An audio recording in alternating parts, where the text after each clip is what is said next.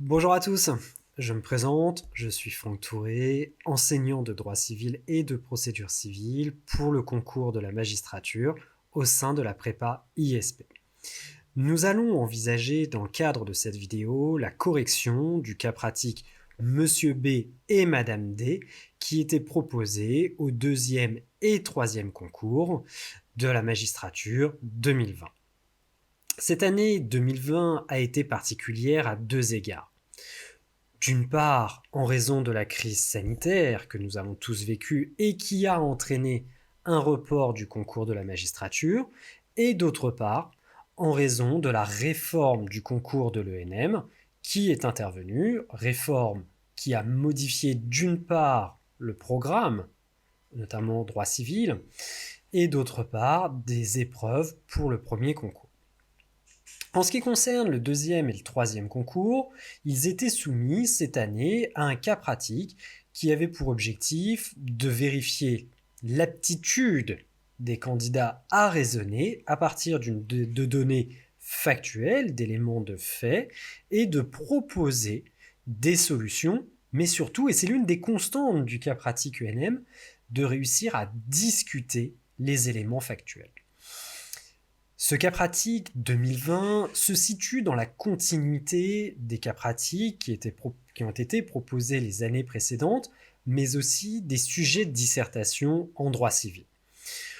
En effet, on se souvient des sujets de dissertation portant sur le sexe, le nom et le corps, la place de l'ordre public, et le sujet sur la contractualisation du droit des couples et ses limites. On voit que l'on aboutit, que l'on est dans la continuité de la thématique en droit des personnes et de la famille.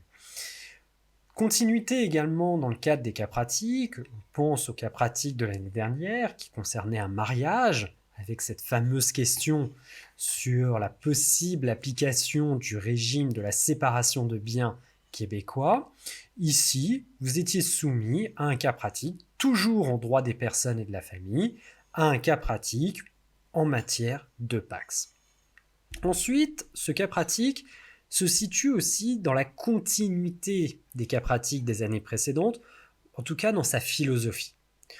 Ici, vous aviez des faits uniques qui gravitaient autour d'un PACS, de sa formation, jusqu'à sa terminaison, jusqu'à la fin du PACS, avec toutes les conséquences patrimoniales que cela entrait.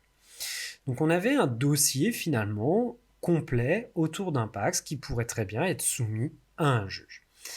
Continuité encore par rapport aux années précédentes en raison de l'importance des données factuelles.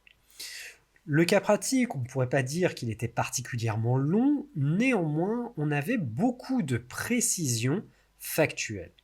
De nombreuses précisions factuelles qui permettaient, et c'est le dernier élément, qui permettaient de justifier, de développer, d'argumenter au sein des différentes mineures. Alors, sur quels aspects portait le cas pratique ? Nous avions d'un point de vue formel ici 3 questions qui nous étaient posées. Première question, une deuxième question et une troisième question qui consistait à exposer les arguments du défendeur. Deuxième question, les arguments du demandeur. Et la première question, qui est extrêmement classique pour le NEB, portait finalement sur la qualification de la situation juridique. Permettez-moi, avant de rentrer dans ces différentes questions, de reprendre les données factuelles. Donc ici, nous avions un couple de partenaires, Monsieur B et Madame D, qui ont conclu un PACS qui a été enregistré le 17 mai 2011. Et le PACS a été dissous en 2015. Monsieur B, le partenaire, durant le PACS, a réalisé de nombreux travaux, notamment de rénovation de la piscine. Après la dissolution du PACS, Monsieur D a réalisé d'autres travaux, comme la rénovation de chambres, des travaux d'amélioration du jardin, ou la réalisation d'un hangar, ou la réfection de la peinture des salons, ou la pose d'un WC. Ici, la question qui nous était posée, la première question, était une question extrêmement classique. C'était une question finalement attendue dans le cadre de l'ENM. Je vais exagérer, mais ici c'était quasiment 4 points qui étaient offerts aux candidats. Première question. Vous exposerez succinctement les caractéristiques du PACS. Et on vous guide sur ces caractéristiques du PACS. Premier aspect, il convenait de poser la définition. Ensuite, il fallait envisager la procédure de PACS. Et enfin, vous deviez appréhender les effets du PACS. Ici, vraiment, c'était l'idée de cette qualification juridique que l'on attend dans le cadre des cas pratiques ENM. C'était donc de partir tout d'abord de la définition du PACS, c'est-à-dire de l'article 515-1 du Code civil. Ensuite, pour ce qui est de la procédure de PACS, il fallait raisonner en 3 temps. Tout d'abord, premier temps, la rédaction de la convention de PACS, article 515-3 du Code civil. Ensuite, il fallait envisager son enregistrement, en précisant bien, justement, en envisageant bien la réforme qui est intervenue depuis le 1er novembre 2017. Les PACS ne s'enregistrent plus auprès du greffe du tribunal d'instance, et ici on avait la donnée factuelle, mais depuis le 1er novembre 2017, les PACS doivent être enregistrés en mairie auprès de l'officier d'état civil. Enfin, dernière étape de la conclusion d'un PACS, c'est la publicité afin qu'il soit opposable au tiers.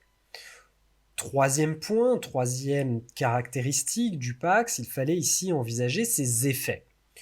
Effets tant d'un point de vue personnel, c'est-à-dire concrètement d'envisager l'article 515-4 en insistant sur la vie commune, et d'envisager ensuite les effets patrimoniaux du PACS, c'est-à-dire toujours cet article 515-4 du Code civil.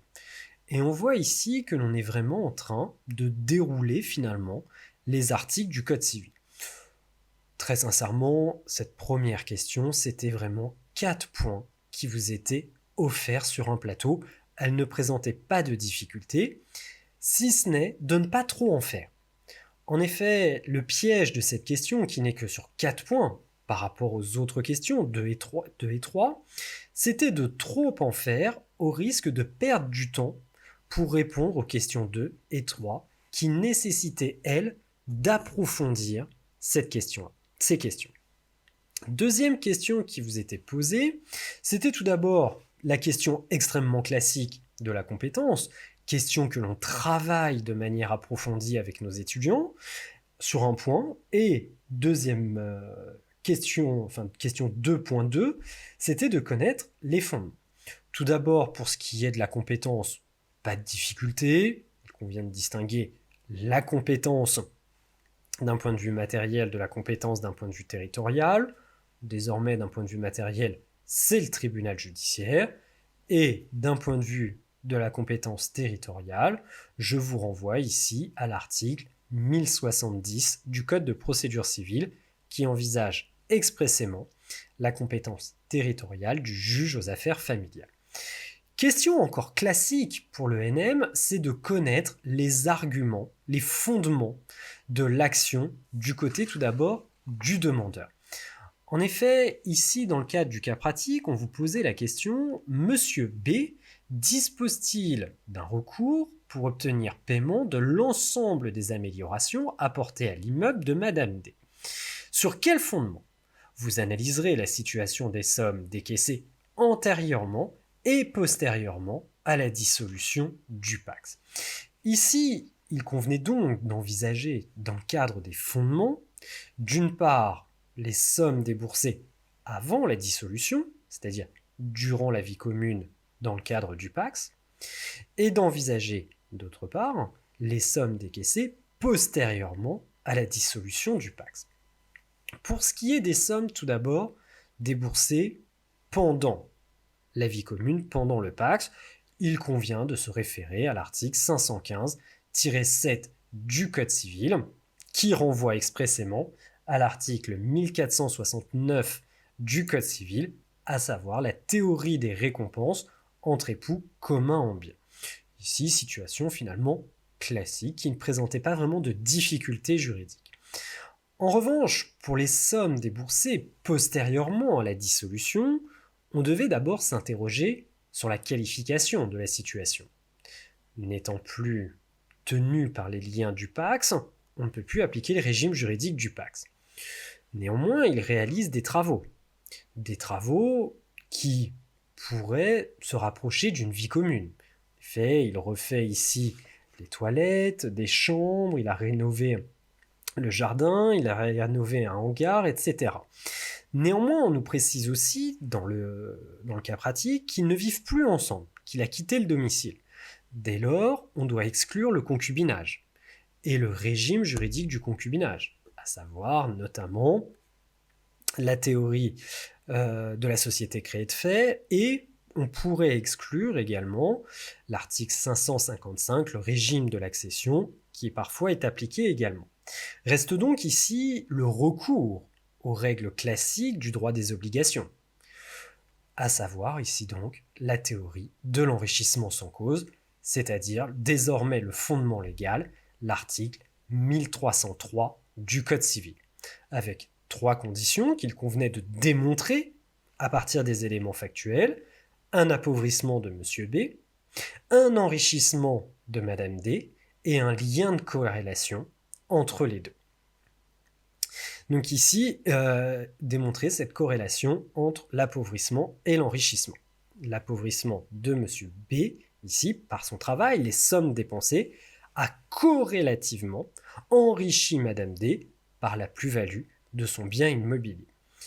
Dernière question qui était posée, qui est une question qui prête à discussion, ici, prêtant à discussion, et qui faisait l'objet de quasiment la moitié du cas pratique, 8 points cette question-là, c'était les questions les plus difficiles. Celles qui nécessitaient de réfléchir et de lire attentivement le cas pratique pour exploiter toutes les données factuelles. Troisième question, quels sont selon vous les moyens de forme, 5 points, et de fond, 3 points, que Madame D pourra faire valoir en réponse aux demandes de Monsieur B.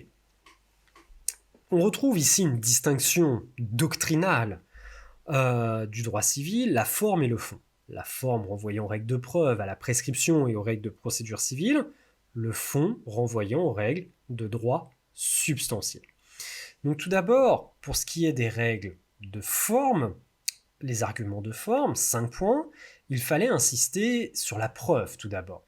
Mais surtout, il fallait insister, quand je dis sur la preuve, c'était notamment d'exploiter le fait qu'il y ait des factures, et on voit bien que cet argument est inopérant. Mais d'insister surtout sur la question de la prescription. Prescription ici qu'il fallait envisager à l'aune du cas pratique et des dates qui sont données. En effet, on voit bien que la résolution en réalité devait se faire à la date initiale du concours, vers mai 2020, puisqu'ici, on vous précise, dans le cas pratique, c'est mai 2015, 18 mai 2015, la date de dissolution du Pax. Et donc ici, finalement, il s'agissait d'envisager la prescription classique, la prescription quinquennale, pour les sommes durant le Pax, qui étaient prescrites, et les sommes postérieures au Pax, à la dissolution du Pax, avec la subtilité, bien évidemment, que l'ordonnance du 25 mars 2020, qui était prise en application de la loi du 23 mars 2020, de la loi dite d'urgence, pour faire face à l'épidémie de Covid, avait été intervenue en précisant les modalités de prorogation des délais échus pendant la période d'urgence sanitaire et l'adaptation des procédures pendant cette période-là. Donc ici, il fallait non pas tenir tout le raisonnement sur cette période sanitaire, de crise sanitaire, mais on pouvait tout à fait l'envisager pour affirmer que finalement l'action n'était peut-être pas prescrite. Néanmoins, au regard de l'esprit du concours, on sent bien que ce cas pratique a été rédigé avant cette question de la crise sanitaire et qu'il voulait vraiment vous le donner à la date initiale du concours. Ensuite, pour la prescription des sommes postérieures à la dissolution, c'est du recours au droit commun encore, l'article 2224, et à la prescription quinquennale ici qu'il fallait envisager. Les travaux se sont achevés en 2016 tout à fait, donc M. B n'était pas prescrit. Quant aux arguments de fond, on retrouve ici la philosophie des questions des années précédentes. Il s'agissait finalement pour Madame D, de renverser les arguments que l'on a pu exposer précédemment en faveur de Monsieur B. Ici, il fallait tout d'abord discuter sur les sommes déboursées pendant la durée du Pacs, de rechercher si finalement Monsieur B n'avait pas contribué à hauteur de ses facultés aux dettes contractées pour les besoins de la vie courante. Et ici, on avait les éléments factuels qui montraient finalement que Monsieur B avait bien contribué à la vie du ménage. En revanche, pour les sommes postérieures au Pacs, il fallait discuter finalement le lien de corrélation entre l'appauvrissement et l'enrichissement en insistant sur une éventuelle obligation morale pesant sur Monsieur B. Est-ce qu'il n'a pas fait ses travaux en compensation finalement d'un devoir à l'égard de Madame B et de ses enfants, des enfants qu'ils ont eus ensemble, et non pas, comme c'est précisé dans le cas pratique, à l'égard de la rénovation des chambres des 2 enfants issus d'une précédente union. En conclusion, ce cas pratique en droit civil qui portait sur le Pacs, qui pouvait faire un petit peu peur initialement, est avant tout un exercice de méthode. Exercice de méthode dans la lecture de l'énoncé, tout d'abord avec une lecture juridique qualifiante et une lecture à un autre niveau, une lecture d'un point de vue beaucoup plus factuel. Donc on constate à la fin de cette vidéo et de cette correction que finalement le cas pratique ENM est avant tout un exercice de méthode qui nécessite néanmoins de dépasser un petit peu le socle des connaissances pour savoir exploiter les éléments de fait et de rentrer dans une discussion factuelle, comme c'est le cas de la dernière question.